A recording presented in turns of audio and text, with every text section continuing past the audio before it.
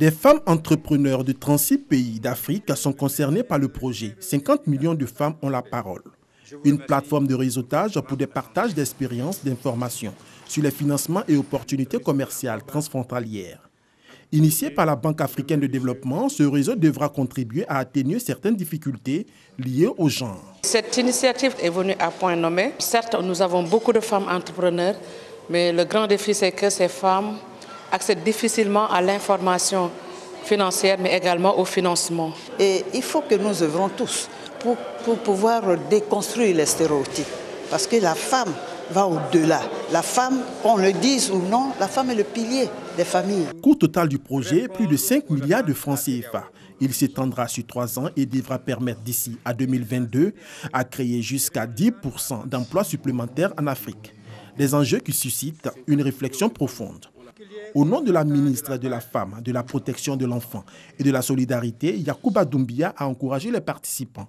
Je voudrais donc ici saluer l'engagement de tous les États de la CEDEAO, de tout le continent africain et encourager les points focaux et les équipes projets à donner le meilleur d'eux-mêmes en vue de faire de ce projet une réussite. L'atelier sur le projet 50 millions de femmes ont la parole réunit les représentants de ministères et d'organisations de divers pays. À terme, une feuille de route et un chronogramme seront définis pour la mise en place effective du projet. Notons qu'en Afrique subsaharienne, le déficit financier en ce qui concerne les PME détenues par les femmes est estimé à plus de 10 000 milliards de francs CFA.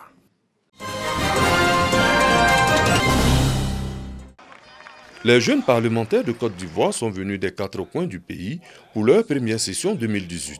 Une session consacrée à l'implication de la jeunesse dans la consolidation de la cohésion sociale.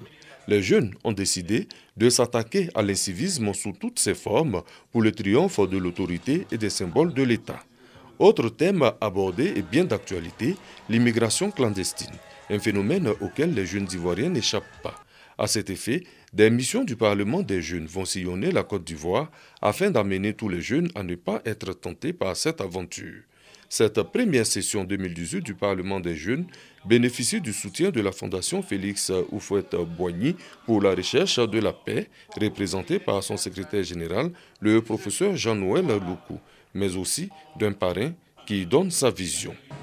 J'ai vu des jeunes déterminés, engagés à abandonner les maux que la société ivoirienne connaît aujourd'hui, à la situation des enfants en conflit avec les lois de notre République, au banditisme.